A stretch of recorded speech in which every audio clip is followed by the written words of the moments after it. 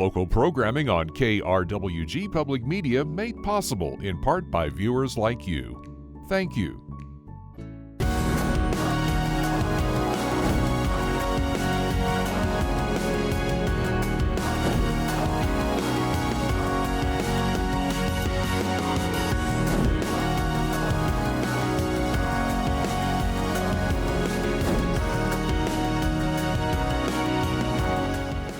Welcome to Fronteras, A Changing America. I'm Johnny Coker. Today, I'm joined by former U.S. Representative Beto O'Rourke to talk about voting rights, immigration, political participation, and other subjects covered in his book, We've Got to Try: How the Fight for Voting Rights Makes Everything Else Possible.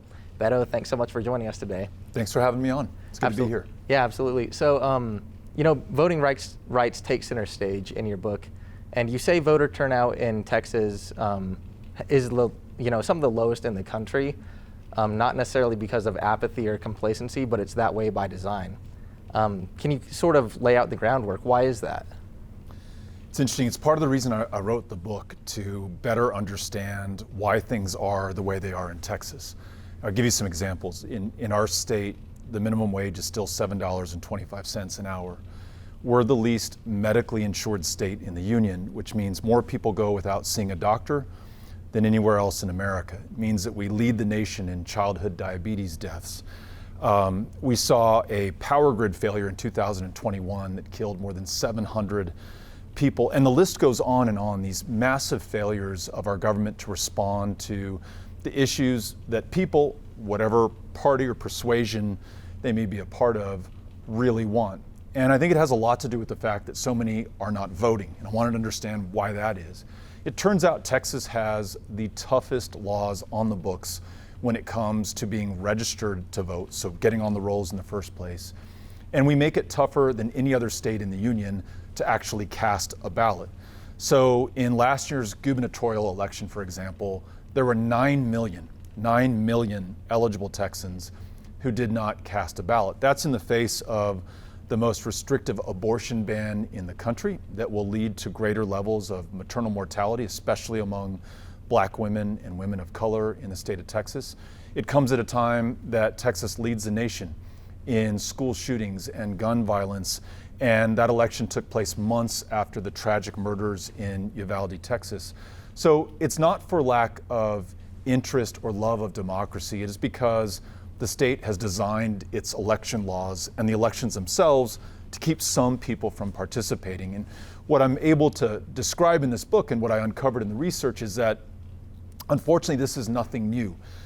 Texas, prior to the Voting Rights Act of 1965, was under a Jim Crow administration that effectively forbade Black Texans from participating in elections. We really didn't become a democracy, at least a multiracial democracy, until 1965. And some of the characters that I center the book on, including a Black physician named Dr. Lawrence Nixon, who started the first chapter of the NAACP in the state of Texas in El Paso in 1914.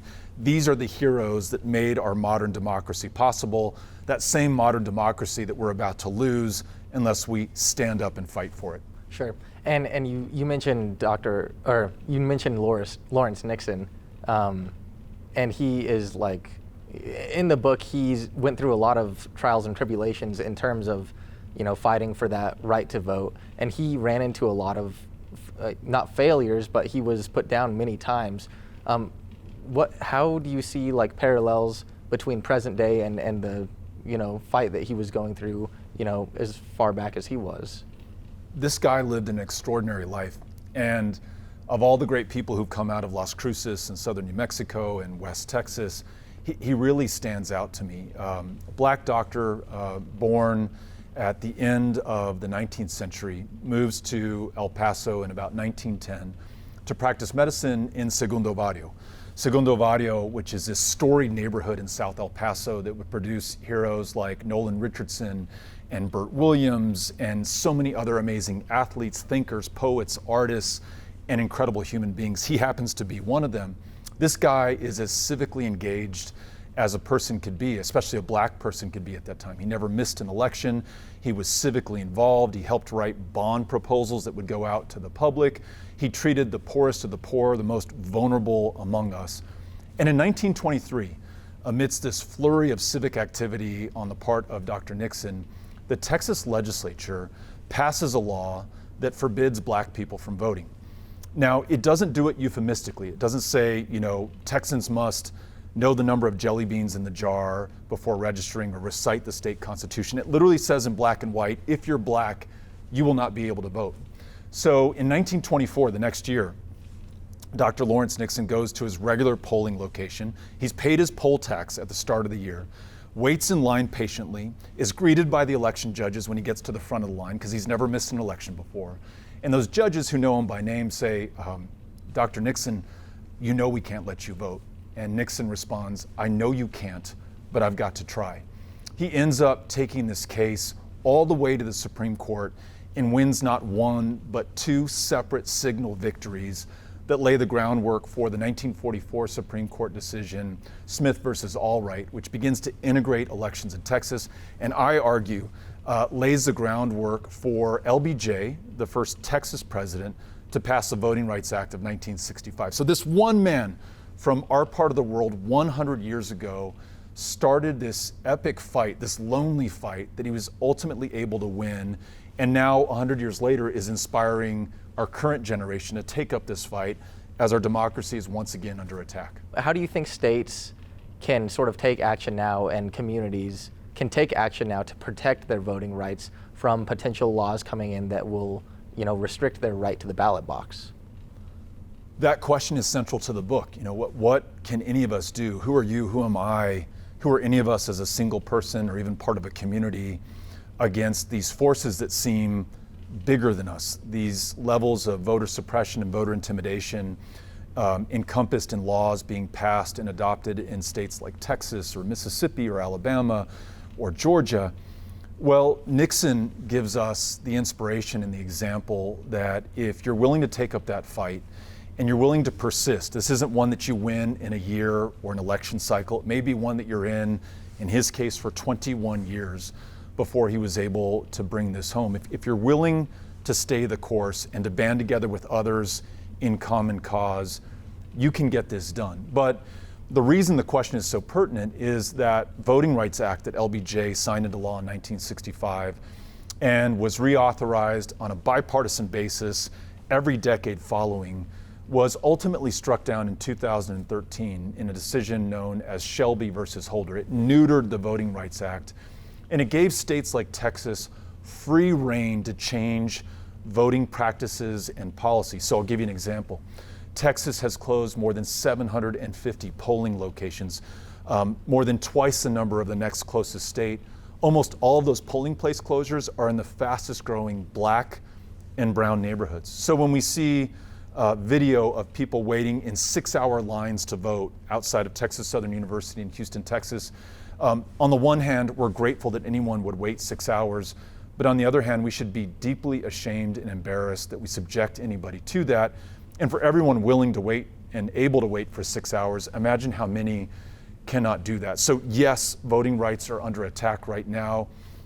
We're in a very precarious situation, but we have to remember that not only can we overcome these challenges, Nixon shows us we've overcome them before against much greater odds. So let's take heart, let's get in it, and let's get after it. And Beto, there's a certain crowd out there who says these voting laws are here to protect, election security and make sure that things are fair and things like that. So what's your response to them? Yeah, I think if we take the argument at face value, all of us can agree that we want the highest levels of integrity in our election, that we want to make sure that there is no fraud at all. And we can assure ourselves both from local county administrators, state election administrators like in Texas, who have said that though they're Republicans, though they were appointed by Greg Abbott, these elections were free and fair. And even former President Donald Trump's Secretary of Homeland Security blessed the 2020 elections and said they were the freest and fairest that have been conducted in the United States. So I'm all for fixing a problem where it might occur. So far, we have yet to see evidence of one. But what we know from our history is that in the era of Jim Crow, very often it was the idea that election integrity was threatened by fraud that gave white supremacists the authority to serve as poll watchers, election monitors, essentially those who would serve to intimidate voters who they didn't want casting a ballot, very often black voters and voters of color. We see something very similar taking place in Texas right now. So nothing is new in this fight for voting rights. And here's something that came crashing home for me in researching and writing this book. It is that no victory is ever final. We may thought we had won the fight for voting rights in 1965 with the Voting Rights Act, but 2013, that Shelby versus Holder decision proved us wrong. We thought we may have won reproductive justice for women in the 1973 Supreme Court decision Roe versus Wade, but the decision last year where the Supreme Court overturned us proved us wrong. So if you believe in these issues, any of them, you've got to be in this fight for the rest of your life. No victory is final. The fight will never be over. And as soon as we accept it, internalize it, and act on that, we're going to be much more successful in protecting and expanding the rights that we really care about in this country. Mm-hmm. So, and something that struck me about your book, these voting laws generally hit, marginalized communities, minority communities. But something that struck me was you talking about, public transit, investments in Arlington, and then as a city councilor in El Paso, that was something big for you, was investing in public transit, because it seems to have regressed over the years. In El Paso, it used to be something that was a lot easier that everyone could use, and nowadays well, maybe not nowadays, but especially back when you were a city councilor, it was something that only the poorer population used like out of necessity, rather than something that everyone could use out of convenience together as a community. So can you just sort of speak to that, like levels of infrastructure in cities sort of marginalizing people in a way? Yeah, this is a great point that you bring up, Johnny. So, these aren't abstractions that we're talking about. It's not theoretical. When people lose or are never granted the power to vote, they end up bearing the brunt of the worst political and policy decisions. So where is the city dump going to be located? Where are the toxic manufacturing sites like the smelters that are going to spew carcinogens into the air? Where do we have cancer clusters? Well, very often it happens to be in those neighborhoods where you have marginalized communities who are further marginalized by being deprived of the franchise, the ability to freely and fairly elect those who will represent them, serve them, respond to them, and be held accountable by them. And we look at transit in this book and why public transit is so poorly funded in a city like El Paso. It just turns out that the political power is not with those who ride the bus.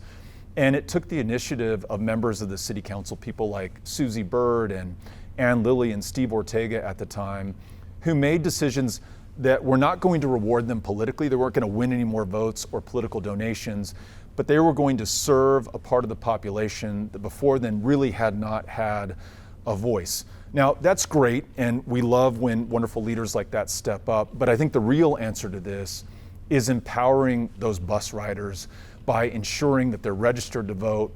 They understand that voting will connect to better service, better quality of representation, and a better reflection of their values and interests in those who hold these positions of public trust. And whether the issue is public transit or gun violence or access to health care, you name it, that will ultimately be decided in this country through our democracy. And at a time that it's under attack unlike any in our lifetime. And you need only look at January 6, 2021 for evidence of that.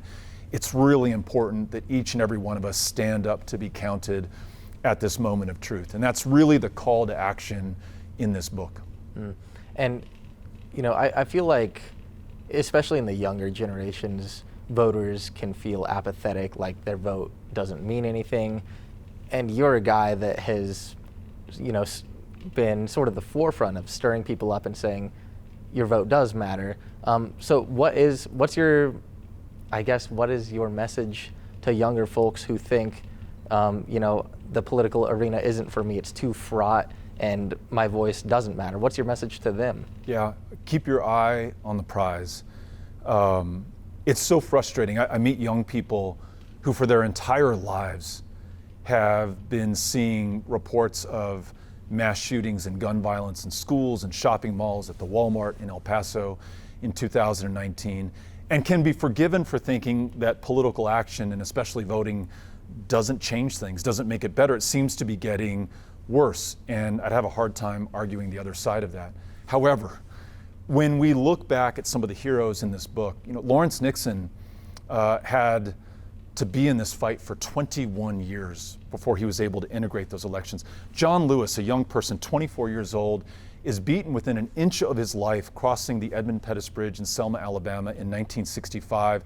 And that act of courage, after a lifetime of sacrifice and service, finally grabbed the attention and the conscience of this country and really forced Lyndon Baines Johnson to call Congress together to move forward on the Voting Rights Act. But for every John Lewis, imagine how many others struggled in silence, doing the right thing to bring that moment to pass. So for those young people who, on issues of climate or gun violence or economic fairness or access to healthcare, or you name the issue, because they are all important, you must keep the faith and you must stay in this fight. And we cannot be victims of this desire for immediate gratification and resolution to the challenges and claims that we make on this country. We've got to be in this just like these heroes were in it, and ultimately were victorious for their willingness to stay in the fight. Sure. And another thing you talk about in your book pretty deeply is immigration. I mean, you're from El Paso, and speaking of sort of things that haven't really changed much over the years, immigration our immigration system feels as stuck in the mud as any of our other institutions, so to speak.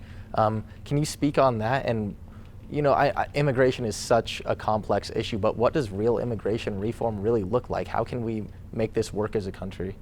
This is another issue that can cause people either to give up on politics or to support those who offer seemingly easy solutions.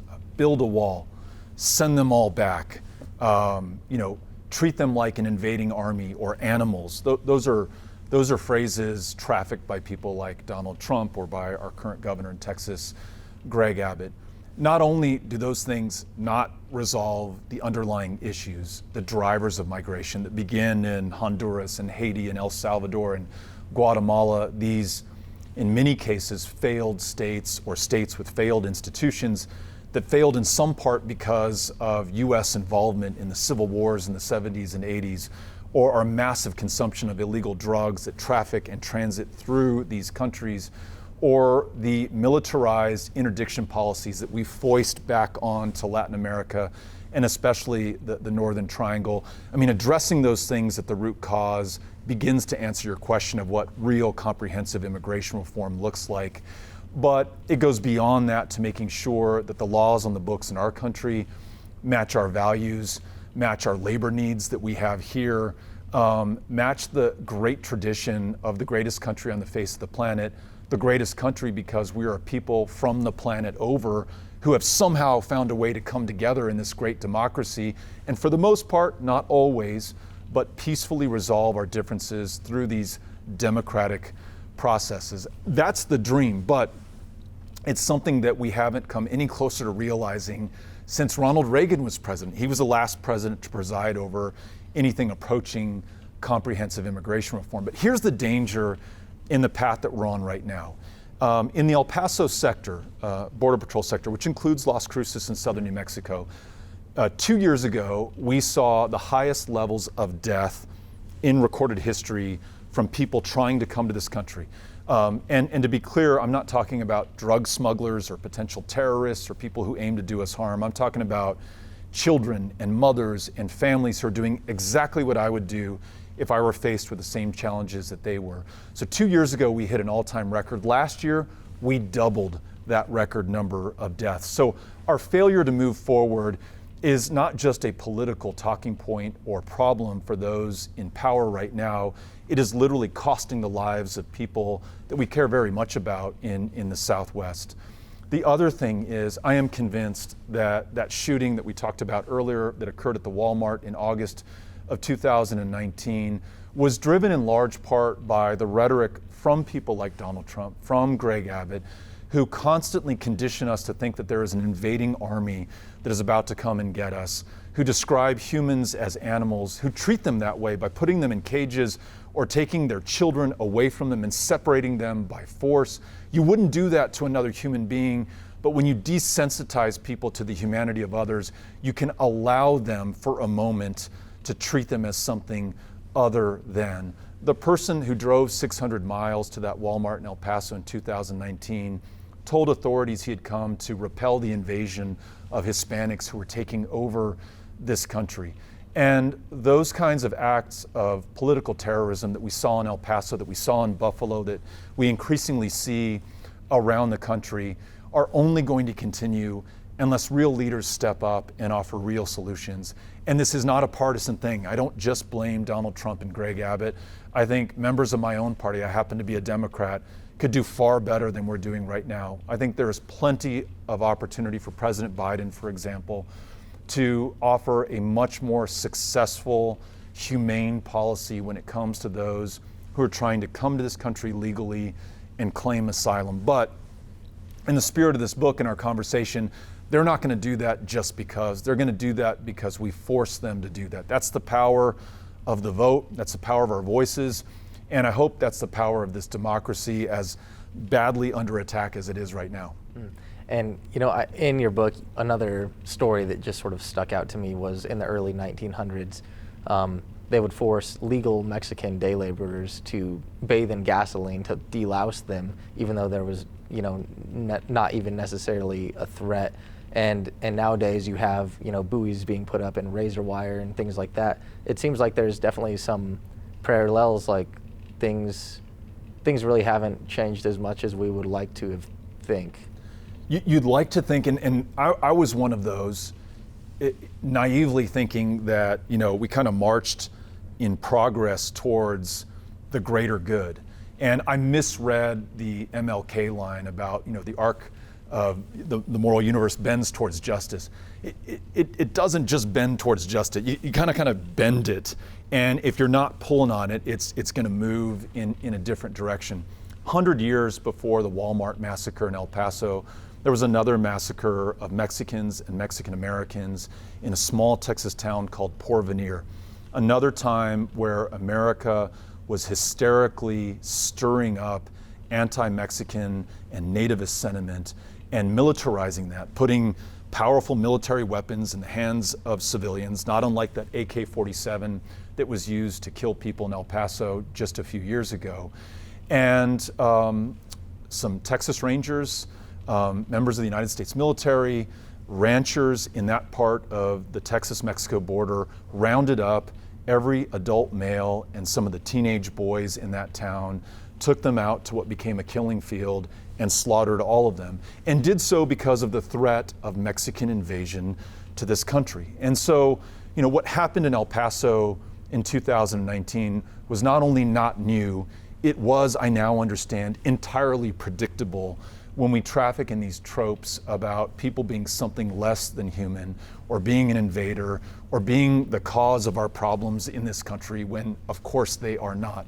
And so speaking truth to that power and to that conventional wisdom and to even what is popular in this country right now is each of our responsibility in this moment. And I hope that it will produce the kind of leadership that we're missing right now on this incredibly important issue. How can we get to a place where we can work together as a country again with some bipartisan leadership? I don't think that what you're describing is a pipe dream. Some may hear you say that and say, well, we're well past that, Johnny. We're never coming back to those glory days. First of all, I don't know if those glory days ever existed. I mean, this country fought a civil war over the question of slavery. At many times in our history, people of different political parties or pursuing different goals have been at each other's throats. There's been political violence in our history. Again, what's happening now, as bad as it is not necessarily new to this country. But I do think it calls for leadership, and not from those in elected office alone. It calls from leadership from all of us. And so getting out of where we feel comfortable, whether that's on social media, whether that's in the clubs or the political parties that we may belong to, and engaging with people who may see things from a different point of view is so healthy, and I would argue necessary for our democracy. When I was in Congress for 6 years, that entire time I served, I was in the minority. Republicans were in the majority. And for 2 of those 6 years, Donald Trump was the president. Only way I had any hope of getting anything done was by finding some common ground with people who were from a different political party. And thank God we were able to do that, but we can do that in our day-to-day lives as well. It doesn't have to just be in office. Well, Beto, unfortunately, that's all the time we have for now. Beto O'Rourke is a former U.S. representative for the state of Texas. Thanks so much for being with us here at KRWG. Thanks for having me on. That's it for our program. Please remember, you can share your thoughts with us anytime at feedback@nmsu.edu. I'm Johnny Coker, and we'll see you next time on Fronteras, A Changing America.